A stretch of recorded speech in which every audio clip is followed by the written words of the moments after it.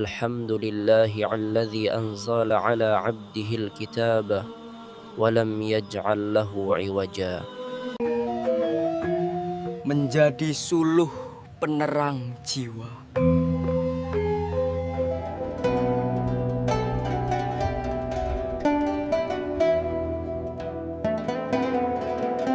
Saudaraku, perhatikanlah tanda-tanda kebesaran Allah di alam semesta ini.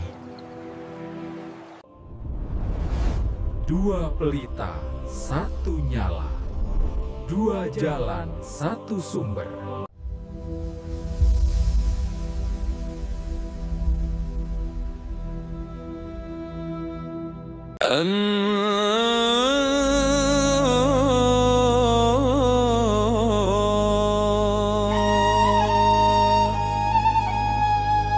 الله لواه نور الهدى في الأرض والسماء سننا مولانا أرشاد cahaya dua tanah yang bersatu dalam dakwah.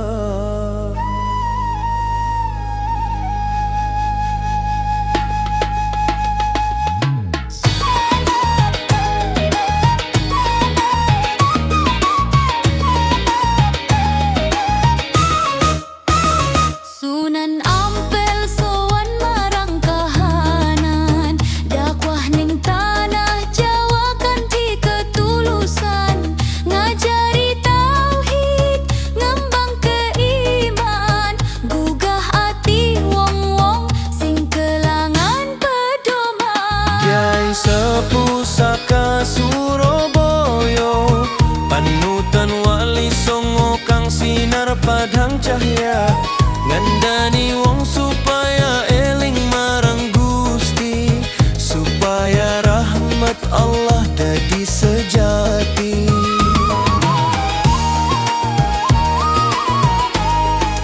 Di tanah Banjar Maulana Arsyad lahir, nurul lama sinar indah dan zikir, mengaji fikih syariat wan hakikat, membimbing umat menuju hidayah.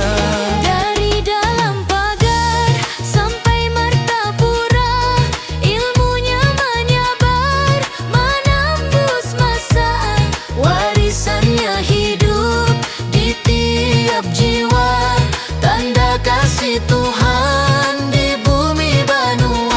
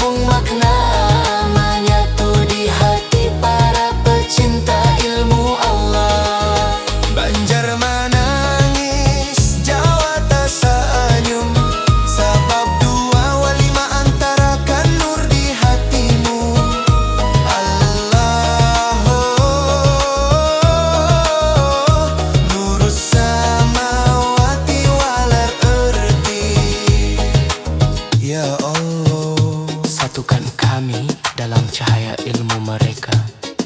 Sunan Ampel, Maulana Arsyad. Cahaya dua bumi,